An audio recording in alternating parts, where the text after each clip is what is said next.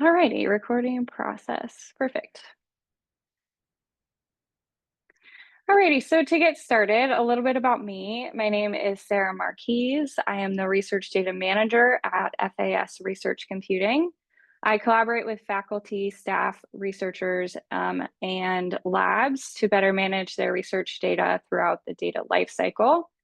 I also offer consultations and trainings on various topics such as data storage, data organization, and data sharing techniques.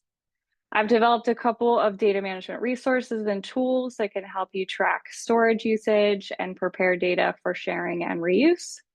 And lastly, I've been working with a few vendors to develop and refine data transfer processes that can help researchers with data cleanup efforts and migrate data through the lifecycle from active to long-term storage. So our learning objectives for today, it's a 1 hour session. I'm hoping to have about 5 to 10 minutes at the end available for questions. But today we'll go over what research data management is and why it's important, and how you can move data through your project lifecycle. We'll talk about some data management policies and procedures, including those that are specific to Harvard. We'll go over some data organizational techniques, how to make your data more discoverable and adhere to data management and sharing plans. I'll go over what those are in more detail. How to improve your data analyses by using collaborative tools like RSpace, which is an electronic lab notebook, which is supported by Harvard IT, and other third-party tools like GitHub and Globus. We'll talk about the various storage offerings available to you at FAS Research Computing, as well as some recommended workflows around data retention, data security, and data cleanup. I'll discuss various storage tools available for you through FASRC that can help you manage data storage and cleanup. And lastly, we'll talk about data sharing and reuse, including why you should use a data repository and how you can make sure your data is open access. So the National Institutes of Health, or the NIH, defines research data management as the process of validating, organizing, protecting, maintaining, and processing scientific data to ensure the accessibility, reliability, and quality of scientific data for its users. So with this definition in mind, why is the act of research data management important? Why is it something that we should be thinking about as scientists and researchers? So I've included a few considerations on the slide. Good data management techniques can prevent information from getting lost, misplaced, or corrupted. It ensures your data is accurate and reliable, which can ultimately lead to better research results. It allows for easier data collection, organization, and cleanup, which ultimately can save you time, effort, and funding in the long run. Data management can make collaboration both internally here at Harvard, but also externally with any collaborators more efficient, as cleaner, succinct data sets are easier to understand and hopefully reuse. Well-defined and accessible research materials are essential for research reproducibility and transparency.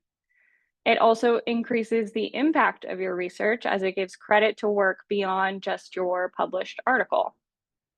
Various funding agencies and publishers now require the submission of your data sets alongside those published articles. So overall, just thinking about data management and having proper data management techniques are a good research practice. So when we're discussing research data management, it is good to keep in mind the FAIR principles, which were published in 2016. They're a set of guiding principles that you can abide by that encourage reusability of digital research.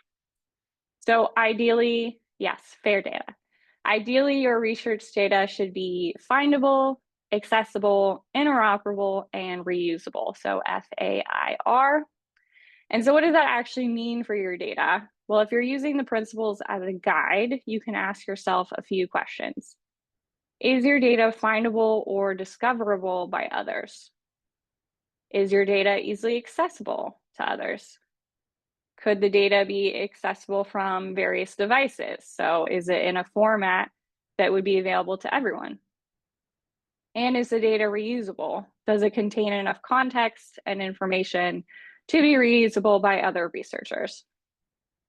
So the fair data principles really come into play at the end of your research project. As you're getting ready to publish, you'll be sharing your data.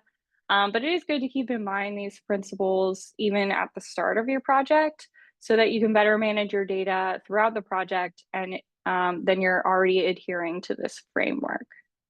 We'll go over these concepts in a bit more detail, but I did just want you to keep this simple acronym in mind as we make our way through the slide deck. And then think about what state your research data is in now and whether that would qualify as fair data. So we've talked about the process of research data management, but how would you define scientific research data? So research data is the recorded factual material commonly accepted in the scientific community as of sufficient quality to validate and replicate research findings, regardless of whether that data is used to support scholarly publications. So oftentimes people will think of research data as just the data that they use to get to the published article. But it's really any type of data that was collected, created, or acquired throughout a research project. It may result from projects that were conducted at the university or on Harvard property, but it could also be developed or collected under the direction of the university, or even through research activities that might be occurring elsewhere. So if it was generated abroad, but it's being generated using equipment or funding from the university. So I bring this up because essentially Harvard has ownership over all research data resulting from projects conducted at the university or using university resources. I'll talk about this policy a little bit more in detail in a future slide. So the research data lifecycle is a representation of the different stages of your research project, from data creation to publication, and then how the data is manipulated throughout the project. So the lifecycle will begin with planning and design of your project, followed by data generation and analysis, data storage, preparing your data for publication, and finally data sharing and reuse. Your project might not follow this exact course. It might not move fluidly from one stage to another. There might be instances where you have to go back or reverse course or reanalyze a data set. But in general, most research projects are going to follow this similar path. The data management activities will also vary by discipline, institution, and research project, which ultimately makes offering, broader level data management services a challenge. There are many different types of data that you're going to generate throughout your research project. First, you'll start off with source data or raw data. So that's any data that hasn't yet been processed, modified, or analyzed. Your raw data could derive from an instrument. You could acquire it from another entity. It could be data that was generated at another university.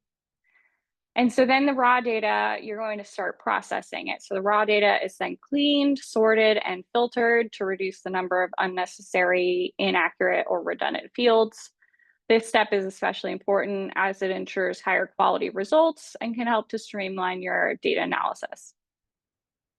So then you're going to analyze the data. This is a process of inspecting, cleansing, transforming, and modeling your data with the goal of discovering useful information, informing conclusions, and supporting your decision making. And then the data will be published alongside your scholarly work. In the last decade, it's become increasingly common for funders to require that your data be shared alongside your publications. So now that we understand the process of research data management and why it's important, we should review what data management policies and procedures apply to you here at Harvard, how you can draft a data management and sharing plan, and what a data management and sharing plan is, what your role and responsibility might be to manage data within your lab, and then how to organize your data, such as file naming conventions and directory structures. Also, I just want to note, I will be going through the slide deck pretty quickly, but if you have any questions, feel free to post them in the chat, and then we will, like I said, have time at the end of the session to go over questions.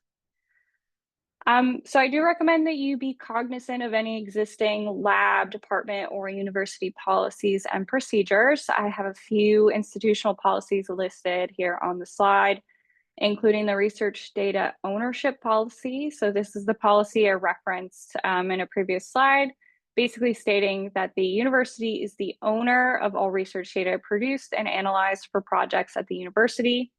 It also stipulates that your PI is responsible for maintaining this data. So they are the ultimate data steward. There's also the Harvard Research Data Security Policy. This has guidance on how to keep your data safe and secure. It also goes over information about confidential and sensitive data. There's the Retention and Maintenance of Research Records FAQ. This is a general institutional policy that stipulates that any essential, quote unquote, essential research record needs to be retained for a period of no fewer than 7 years after the end of a research project. There are also other funder policies that you should be aware of, including NIH and NSF, who have their own data management sharing policies. There's also guidance from GDPR, or the General Data Protection Regulation in Europe. So what is a data management sharing plan, or a DMP, as they're often referred to? This is a formal document that outlines how data will be handled during and after a research project. Many funding agencies, especially those from government sources, do require a data management sharing plan as part of their application process, so as part of your grant proposal. Even if you're not seeking funding for your research, documenting a plan for your research data is a good practice and can help when you're complying with some of these policies that I just listed. Funders will also expect data management plans to be updated throughout the entirety of your research project. So you will need to alter the document to reflect any changes that have occurred since the project started. We do offer an online template that can help you with creating a data management sharing plan. It's available in the DMP tool, which is a tool provided in support by Harvard Library, and it provides Harvard-specific guidance on how to draft and submit a data management plan. There are also other templates available, including those from funders like NSF and NIH. So if you're applying for any of those grants, there are templates available for you, and I highly recommend using it. It is free to use.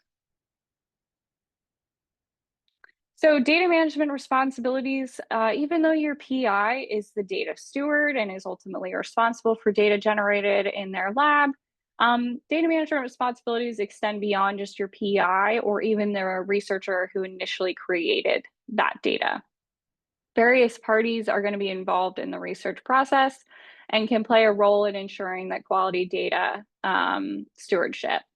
So it is essential that any roles and responsibilities around data management are clearly defined and assigned in your lab rather than just assumed. Identify the specific tasks and responsible parties who can help with budgeting, implementation, and preservation of data resources. So at FASRC, we do recommend that your lab or group kind of nominate or identify a research data manager, an individual who can act as a primary contact between FASRC and your lab.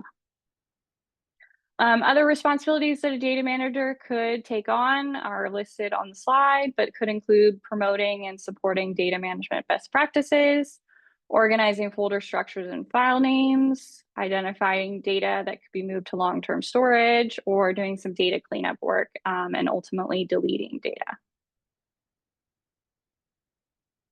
So a really tangible way to see immediate improvements in your lab's data organization is by implementing consistent and streamlined directory structures. So for your folder structure, I do suggest that you arrange files hierarchically or having nested folders, each containing files and folders. Ultimately, it's easier to have one directory per project, and then keeping the project name to less than 32 characters. It could include a combination of things like project title, date, and a unique identifier. Within the project folder, you then can separate it further into additional folders and files based on attributes. So this allows you to keep similar items stored together. This organizational structure is ideal because it's familiar, it's widely used, it's also good at representing the structure of information and the files that were generated throughout the project. So I have an example project folder directory structure listed there on the slide. You have a top folder for the project and then subfolders for data, code, and documentation. You'll also notice that the data has been divided into raw and processed data, so data type. And it is good practice to keep, again, raw data separate from processed data so that it's not modified or lost. Again, there's no ideal system for folder organization. The best system is going to be the one that works for you and your given research project and the data that you're generating, but this is a suggestion. You'll also notice there is a README file. So I'll talk about README files in the next slide. So within each project folder, we recommend that you record all the information needed to interpret the context and content of the files in what we call a README file. Sufficient documentation often determines whether those older data sets can be reused, especially if context slowly gets lost over time. Therefore, documentation needs to be an ongoing process and should occur throughout your project rather than a one-time effort.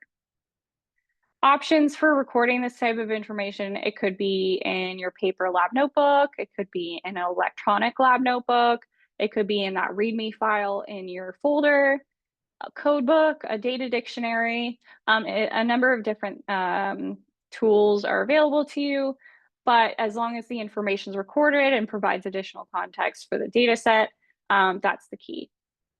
So on the slide is a nice example of a README file from Cornell University. It's a flexible text file that's providing additional context around data sets that are included in that folder. A good data practice is to store the README file alongside your project data set and making sure that it includes things like file naming conventions or abbreviations. You know, what do the abbreviations stand for? What do the codes stand for?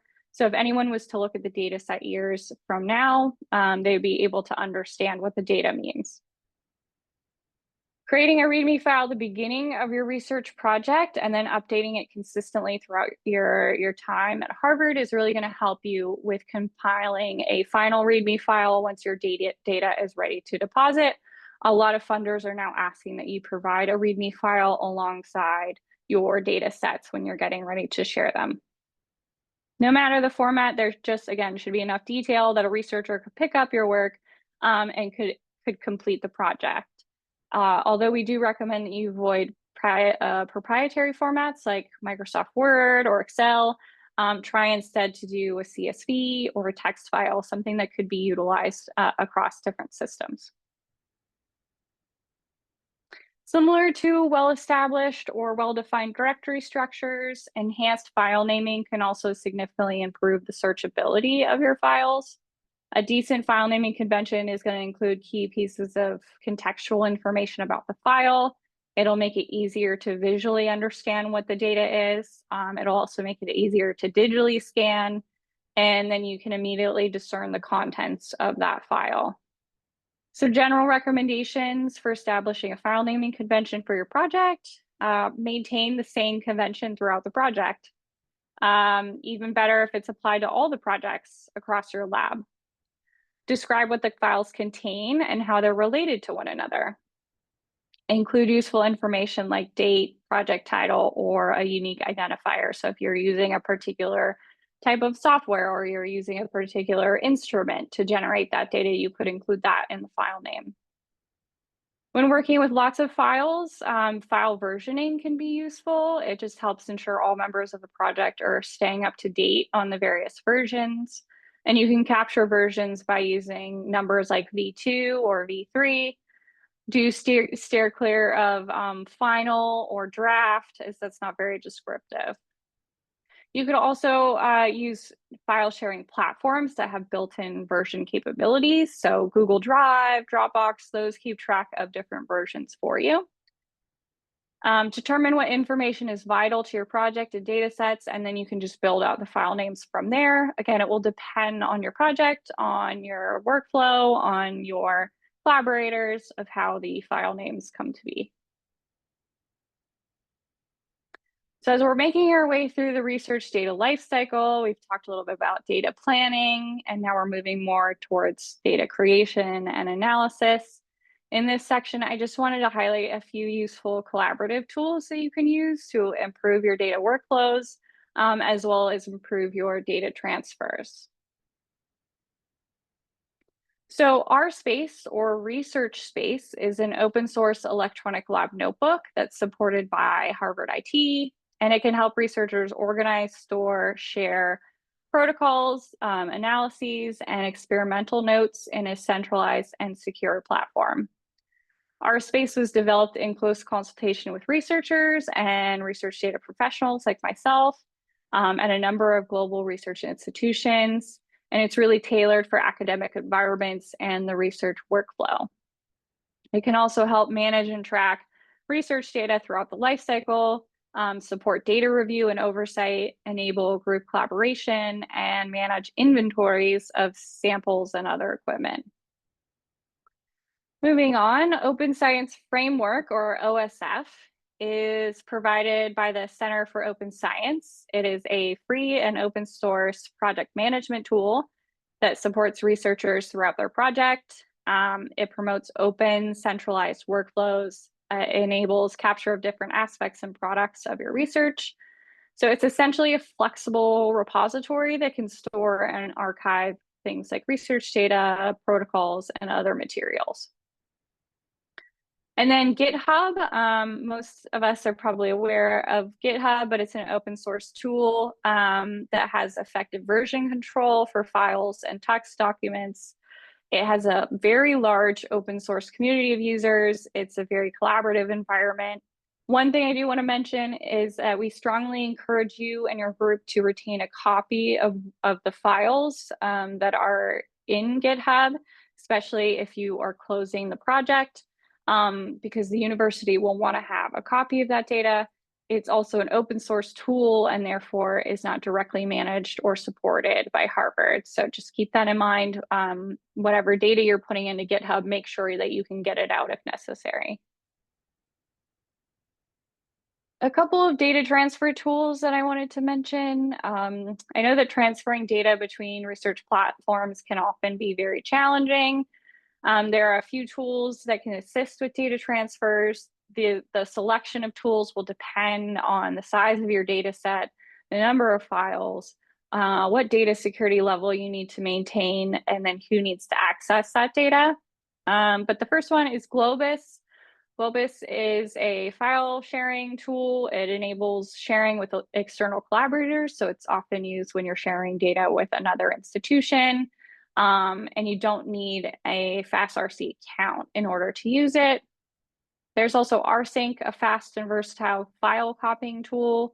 The nice thing about rsync is that it migrates only modified files. So it's great for when you're moving large amounts of data because it actually keeps track of what's already been moved from the source to destination.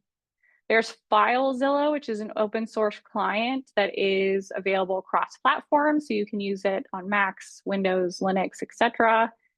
And then rclone, which is a convenient and performant command line tool that transfers files and synchronizes directories between FASRC file systems. So if you have data stored on a file system at FASRC, you can transfer it to like Google Drive, for example.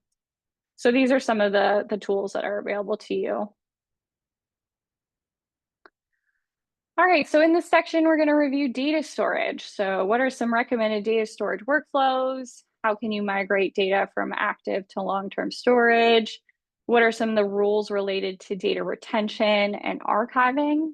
What storage offerings do we have here at FASRC? How to keep your data secure and backed up at the end of a project, and then how to engage in data cleanup efforts.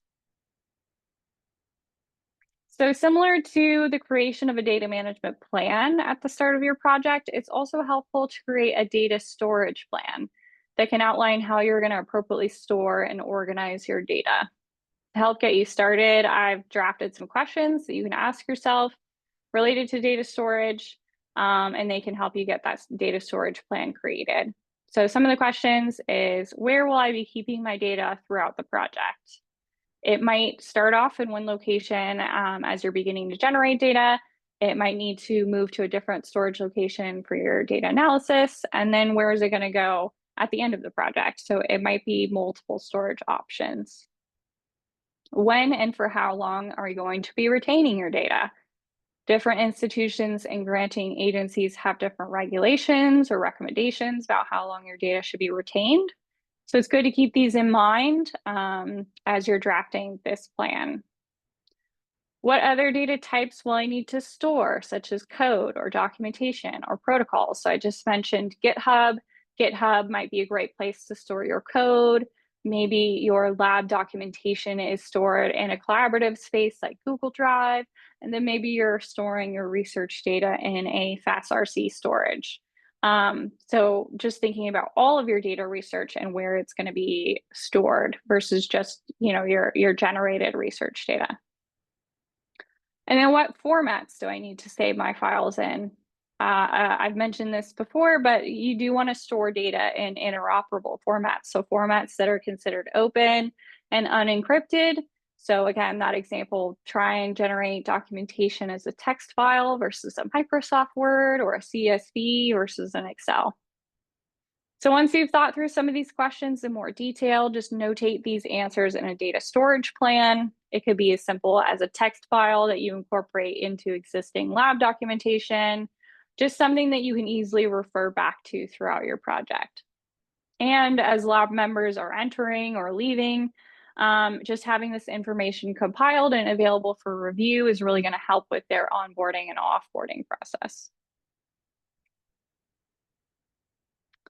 So how the research data is utilized and accessed might also determine where that data should be living. So similar to the research data lifecycle, you're going to want to be thinking about research data lifecycle in terms of storage. So moving data from active storage to long-term storage. So as you begin to generate or acquire raw data, you're going to want to save that data in an active storage location where you can readily access and view the data, and then eventually analyze it. So after you generate or acquire the data, then you're going to want to move the raw data to an intermediary location, again, so it stays protected and separate from your analyzed data. And then once your data has been analyzed, it's no longer in frequent use, or you just need to keep it for those data retention policies, it can get moved to long-term storage. So examples of data that could get moved to long-term storage are published data sets associated with finished products, or archival data. So after a project has been completed, you're going to want to evaluate your data and determine whether it should be, again, moved to long-term storage, destroyed, so deleted, or archived. Many institutions, including Harvard, have their own archives or special collections, and their mission is to collect, maintain, and provide access to records of enduring value. So for historical or research purposes, so records that are eligible for permanent retention may be those that are documenting a breakthrough. They were generated by a lab or individual who had a great impact on their field. Maybe it's a data set that could be highly reusable for that particular area of research. And something to keep in mind is that archival data is not the same as long-term data. So archiving is the permanent retention of data. It's often a significant investment for the institution. It implies the ongoing migration of electronic formats, so they'll continue to have to keep it available and accessible, and that comes with a large cost. It also requires additional care, so you have to hire people to maintain it, and that's often in perpetuity. While most research data and records retention policies maintain minimum requirements for data, so like I mentioned, Harvard has a 7-year retention policy. You must keep data, essential research data, for 7 years. You are then not required to keep that data for longer than that, the retention period. Often the cost of long-term storage is prohibitive for researchers, and so you might not be interested in storing or maintaining data for longer than necessary. Should your research data not meet that criteria for permanent retention or archiving, you might want to take steps to ensure that you have safely and completely disposed or deleted the data once it has met that specified retention period. Disposal of your research data could include deleting, diskwiping, destroying, or otherwise disassembling any materials that are holding your data in a way that would ensure the data can no longer be reconstructed or extracted. You might also have to take extra steps to maintain safety, biological or otherwise, or the privacy and confidentiality of research subjects. Also, again, check with the policies of the institution and your funder to make sure that if you do delete the data, that it is in line with their data policies. Creating an inventory of the records, so what data you're deleting, the format, dates, any other relevant information, such as grant information or project name, and the destruction date, it would be highly recommended. The benefit of documenting the disposal of research data is multifold, including it's just a good practice, a responsible management of the full life cycle of data, as well as just avoiding any future confusion about missing or abandoned data. So if you don't have a listing of what data has been deleted, there might be confusion in a few years when people are looking for a data set they didn't know was deleted. So we briefly discussed data retention in a few of our slides, but just to reiterate and provide additional context, data retention is the length of time that the data needs to be kept in order to meet the funder requirements or institutional policies. Understanding data retention will help with budget planning, so storage costs, and determining how long you need to potentially pay to house that data. Again, the retention period will differ based on your funder, state, federal guidelines. Ultimately, the retention will depend also on the type of data, the purpose for which the data was collected. You might also have other considerations like intellectual property restrictions or maybe sensitive data that falls under the IRB, human subjects data, etc. So there are a lot of factors that you need to consider when you're thinking about data retention. Before you delete any data, always check with your PI and with your lab just to make sure you're following all these guidelines. One thing I do want to make clear, though, is that the data retention policy only applies to quote unquote essential research data and records. So data that is integral to substantiating grant applications, published research, or patents, or records that are being considered for permanent preservation.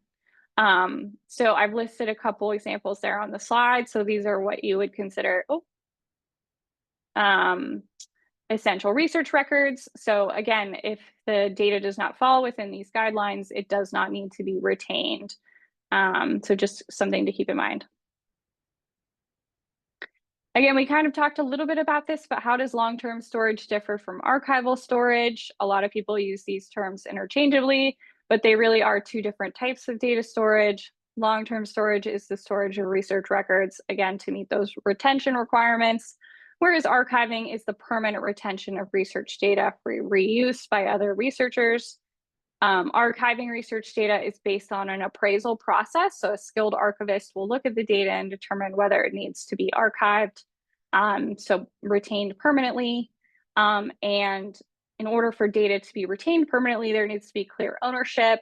The data needs to be comprehensive and contextualized. The percentage of data that's actually deemed archival is quite small, again, to cost, and also the amount of effort it takes to retain that data. So now that we've talked about migrating data through the data lifecycle as you're moving through your project, storing data based on its utility and accessibility. We can review the various storage options that are available through FASRC. So we have cluster storage, which is a high performance storage that does not contain backups. So it's really designed as a location for data analysis. It has high read and write speeds, but again, no backups. Then we have Isilon Lab Storage, which is ideal for general file sharing, also known as Tier 1. This should be a primary storage location for lab data, as it does maintain backups. So it's a great place to put data that you want to make sure you have an extra copy. And it's best utilized for irrecoverable data, so like raw data sets. We have your lab share or Tier 2. This is less active storage. It's not designed for high throughput jobs. It has lower read and write speeds, but it's another storage location for lab data. And then we have long-term storage or tape. This is designed for data that you need to retain for compliance, publishing, or institutional retention. Data is not accessible to the lab or researcher and should not be retrieved except in extraneous circumstances. Data moved to tape must be in a proper format. So file sizes should range from 100 megabytes to 1 terabyte, and it will be allocated in 20 terabyte increments. If the data does not fall within the range of this 100 megabytes to 1 terabyte, then the files will need to be tarred. And lastly, I wanted to mention the FASRC cluster. So this is a secure cluster environment that we provide to Harvard researchers with access to a secure enclave for analysis of sensitive data sets. So it's good to up to level 3 of data security, which I'll go over shortly. So these are the storage options that are available to you through FASRC. So I just mentioned level 3, that is what FASRC can store up to. So what does that actually mean? So the type of data you're working with will also dictate the data security level, or where and how that data needs to be stored or handled. So understanding data privacy and security requirements is necessary to secure sensitive and personally identifiable information. It is a fundamental obligation grounded in the values of stewardship, integrity, and commitment to the original data source. Many institutions will have different security levels for research data. Here at Harvard, we have a multi-level security system. There are 5 data security levels from 1 to 5, indicating what tools and platforms you can use for each level of security. So for example, level 1 is any publicly available and unrestricted data. So examples of tools that you could use to store this data is pretty much anything. Public repositories, consumer products, this data can go anywhere. You have level 2, which is unpublished, non-sensitive research data. So this is data that's not public, but it is available to pretty much anyone at Harvard. So an example would be your standard email. Level 3 is considered sensitive data. This is data that could be damaging if it's made available to the public. Some of the tools that are available up to level 3 include Harvard Dropbox, OneDrive, SharePoint, etc. So they're supported by Harvard. They're eligible for up to level 3 data. Level 4 is sensitive data. It could be a significant risk to the individual if it is made public. And so you would want to use very specific tools when storing or transferring data that is level 4. So there are very few tools that will actually hold up to level 4. So if you do have data that does have personally identifiable information, PII, sensitive data, then you'll want to make sure you're putting it in a storage location that holds up to level 4. And then lastly, level 5. This is very sensitive data, and very few tools, again, offered at Harvard hold this level of data. So this is data like Department of Defense data, data that's very sensitive. And so again, you want to be careful putting this data in a very secure location so that it's not accessible. So a little bit more about data security in terms of backups and prevention. One straightforward data security strategy that I recommend you use is called the 3-2-1 rule. This rule stipulates that you should be retaining 3 copies of your data on 2 different types of storage formats, and one of those types should be offsite.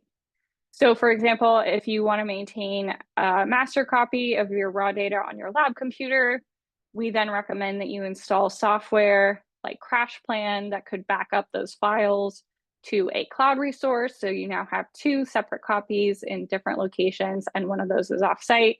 And then it's always good to have an extra copy. So this should prevent total data loss due to any localized events like fire, flooding, theft. It's just a good idea to make sure your data is spread across multiple types of storage, so you're diffusing the risk if there's any data that's lost. You want to make sure you have another copy. While it's important to think about data retention and long-term storage at the end of the data life cycle, it's equally important to think about data deletion and cleanup. A big issue we see here at the university is the accumulation of unnecessary or duplicative data sets that are long past their usefulness. We do recommend that you connect with your PI or group leader and discuss what data actually needs to be retained and what can be removed. Duplicative and dispensable data sets should really be removed as soon as they're no longer useful to reduce any strain on your group's storage location. Place data and documentation in a group folder. So this is just a good practice to make sure the data is available to other group members. Group folders keep shared data under the group's control and provide continued access and preserve data for ongoing or future projects. It is also imperative to think about data cleanup when lab members are getting ready to leave, either the lab or the university, and making sure that you're including data cleanup in some of these offboarding procedures. So I have some recommendations when it comes to offboarding. So I recommend that lab members review and organize all their research data and then document the storage locations and make sure that they draft any README files to provide additional context related to the data. This is a big one. Back up and move personal files into a departmental storage location or a group storage location. So this is any data that's housed in a personal storage folder, whether that be on your laptop or a cloud-based folder system like Dropbox, Google Drive, OneDrive, and then confirm that those files are accessible by your PI or other group members. And then make sure to transfer any folder or website ownership to remaining group members. Identify any data that could be deleted or moved to long-term storage. Work with us at FASRC, or if you have storage with Hewitt, work with Hewitt to migrate that data to long-term storage. Make sure to store any information in a lab notebook and then confirm that it's accessible by remaining group members and collaborators. And then if you would like to take data with you, if you're leaving the university, but you're continuing your project and you'd like to take data with you, make sure you consult with your PI or group leader about transferring data to other institutions. So I thought I'd give some quick examples to showcase what I mean. These are actually very common issues that we see. So a lab member is leaving the lab and they accidentally or intentionally remove some of the data. Perhaps they did get permission from the PI to take some of the data with them, but they don't inform the lab about what they took. And so there's some ambiguity there. So the solution is to clearly document what files exist prior to departure, indicate where they're stored, and let your lab members know exactly what data you're taking with you if you do take data from the institution. Second issue, another issue we see often is that you are keeping data on a personal computer or a personal cloud account. You leave the university and then the computer gets wiped and all the data is gone. So make sure that all files are shared in a group storage location. Make sure your PI is able to access them. Preferably other members of your group are able to access it so that this data doesn't get lost or deleted.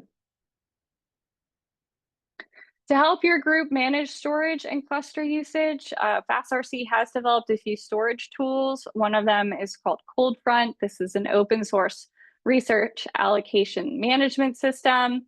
It's a central portal for usage reporting and allocation management of our resources.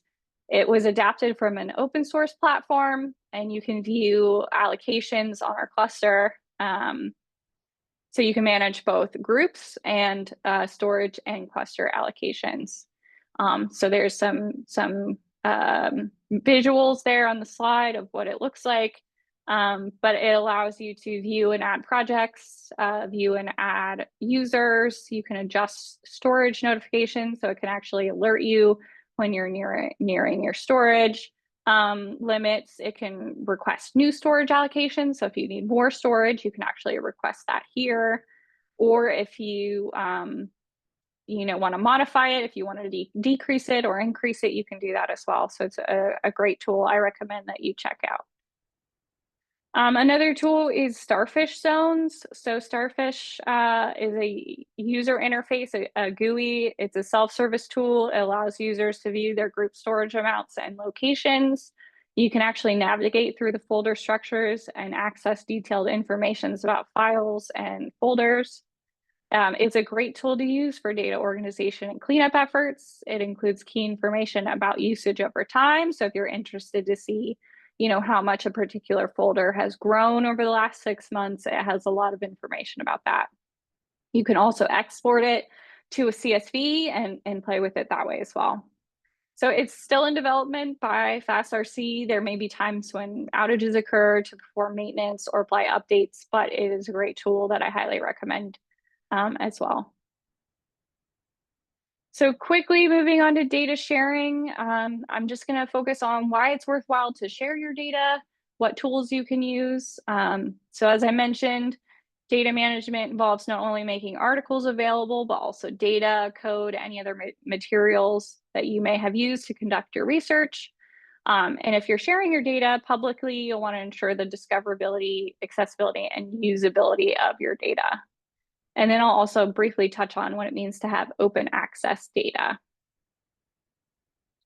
So the data you share will vary based on your project and research area. However, enough data should be provided to allow for reproducibility or replication of your project. If you've been keeping your data organized and documented this whole time, then data sharing should be a breeze.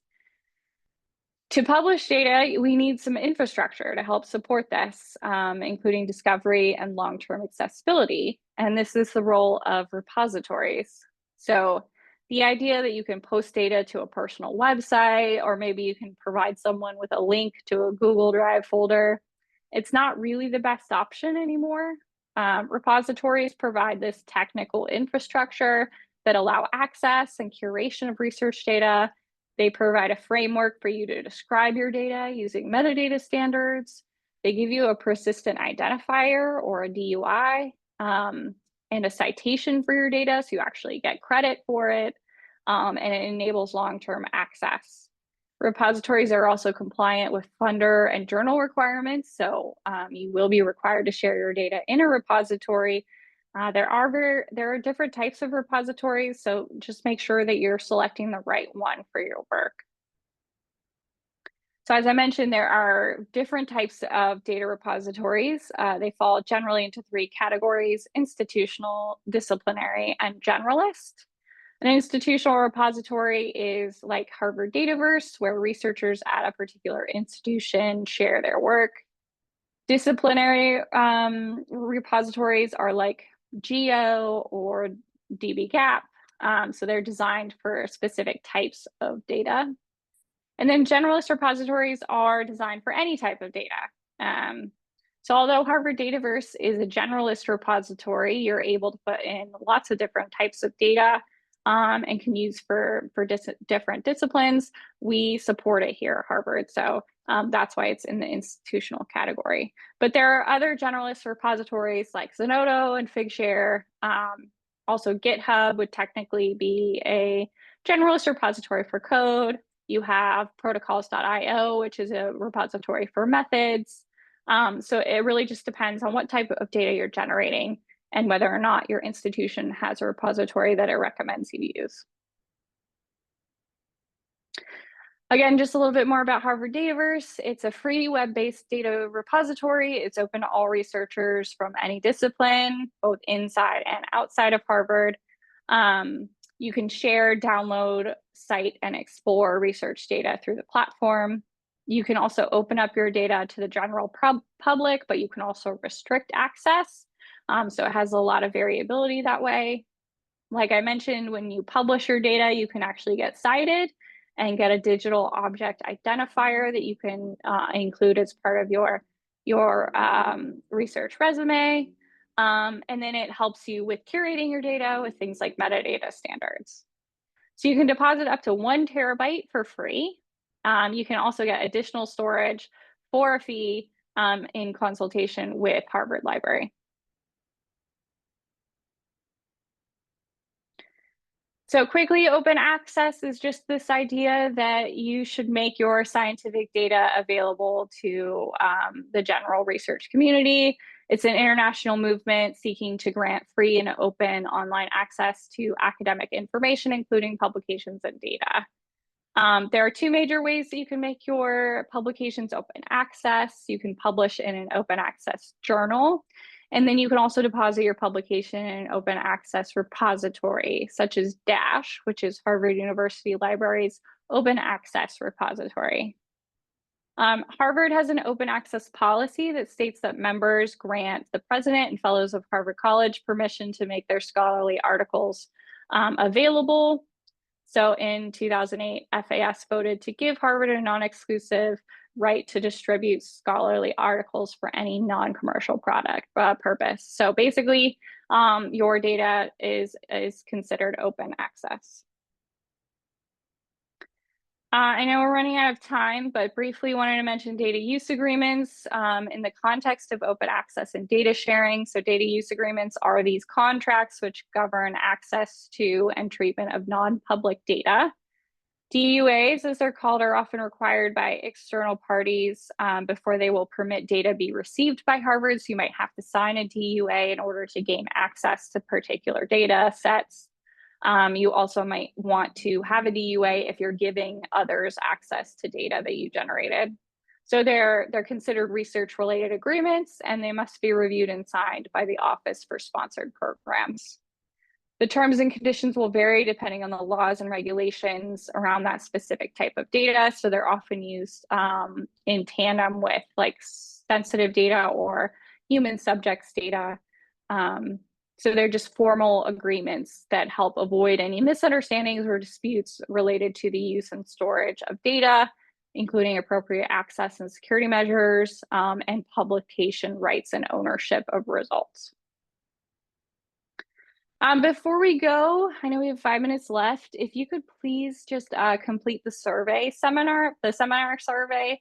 It's going to really help us continue to refine these seminars and offer more tailored trainings in the future. Also, if you have any questions about some of the tools or resources I described today, feel free to reach out to us. Our email's there on the slide, as well as some of our websites. And then my personal email address if you have any data management specific questions. So I've included the survey there as a link, but also as the QR code. And I'm here for a few minutes. If anyone has questions, I'll go ahead and stop the recording.